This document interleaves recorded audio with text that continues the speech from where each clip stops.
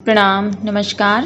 आज हम आपको नवरात्र की कथा सुनाने जा रहे हैं, तो पूरा वीडियो कृपया ध्यान से सुनें और देखें, क्योंकि कोई भी कथा को बीच में नहीं छोड़ना चाहिए। तो शुरू करते हैं। प्राचीन काल में सुरथ नाम के एक राजा थे और एक बार शत्रुओं ने उन पर चढ़ाई कर दी। मंत्री लोग भी राजा के साथ विश्वासघात करके शत्रु पक्ष से मिल गए। परिणाम स्वरूप राजा की पराजय हुई और वे दुखी तथा निराश होकर तपस्वी वेश में वन में निवास करने लगे। उसी वन में समाधि नाम का एक वैश्य मिला, जो अपने स्त्री एवं पुत्रों के दुर्व्यवहार से अपमानित होकर वहां निवास करता था। दोनों में परस्पर परिचय हुआ। वे महर्षि मेधा के आश्रम में पहुंचे। महामुनि मेधा के द्वारा आने का कारण पूछने पर दोनों ने बताया कि यद्यपि हम दोनों अपने लोगों से ही अत्यंत अपमानित तथा तिरस्कृत हैं, फिर भी उनके प्रति मोह नहीं छूटता। इसका क्या कारण है? महर्षि मेघा ने बताया कि मन शक्ति के अधीन होता है। आदि शक्ति भगवती के दो रूप हैं, विद्या और अविद्या। प्रथम ज्ञान स्वरूपा है तथा दूसरी अज्ञान स्वरूपा। जो अविद्या के आदि कारण के रूप में उपासना करते हैं, उन्हें विद्या स्वरूपा प्राप्त होकर मोक्ष प्रदान करती है।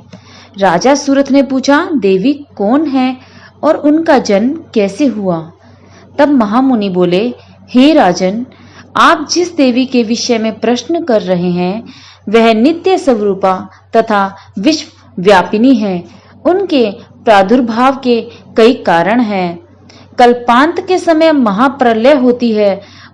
उसी समय जब विष्णु भगवान क्षीर सागर में अनंत शैया पर शयन कर रहे थे, तभी उनके दोनों कर्ण कुहरों से दो दैत्य मधु तथा कैटभ उत्पन्न हुए। धरती पर चरण रखते ही दोनों विष्णु की नाभि कमल से उत्पन्न होने वाले ब्रह्मा को मारने दौड़े। उनके इस भयानक रूप को देखकर ब्रह्मा जी ने अनुमान लगाया कि विष्णु के सिवा मेरी कोई शरण नहीं, किंतु भगवान इस अवसर पर सो रहे थे। तब विष्णु भगवान को जगाने हेतु उनके नैनों में निवास करने वाली योग निद्रा की स्तुति करने लगे। परिणामतः तमोगुण अधिष्ठात्री देवी विष्णु भगवान के नेत्र, नासिका, मुख तथा हृदय से निकलकर आराधक के सामने खड़ी हो गई। योग निद्रा के निकलते ही भगवान विष्णु जाग उठे।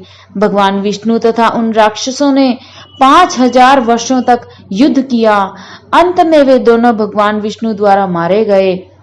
ऋषि बोले, हे राजन, अब ब्रह्मा जी की स्तुति से उत्पन्न महामाया देवी की वीरता सुनो।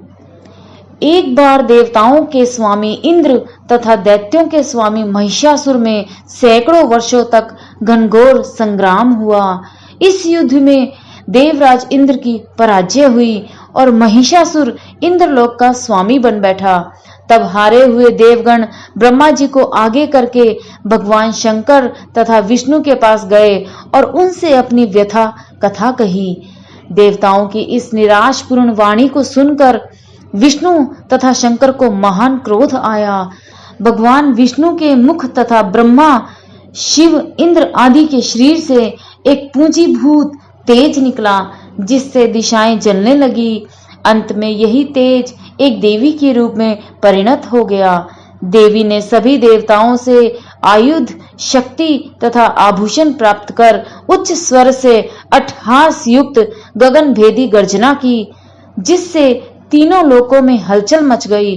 क्रोधित महिषासुर दैत्य सेना का व्यूह बनाकर इस सिंहनाद की ओर दौड़ पड़ा। उसने देखा कि देवी की प्रभा में तीनों देव अंकित हैं। महिषासुर अपना समस्त बल छल छद्म लगाकर भी हार गया और देवी के हाथों मारा गया। आगे चलकर यही देवी शुंभ तथा निशुंभ नामक असुरों का वध करने के लिए गौरी देवी के रूप में प्रकट हुई। और इन सब व्याख्यानों को सुनकर मेधा ऋषि ने राजा सुरथ तथा वणिक समाधि से देवी स्वतन की विधिवत व्याख्या की। इसके प्रभाव से दोनों एक नदी तट पर जाकर तपस्या में लीन हो गए। 3 वर्ष बाद दुर्गा जी ने प्रकट होकर उन दोनों को आशीर्वाद दिया, जिससे वणिक सांसारिक मोह से मुक्त होकर आत्मचिंतन में लग गया तथा राजा ने शत्रुओं को जीतकर अपना खोया राज वैभव पुनः प्राप्त किया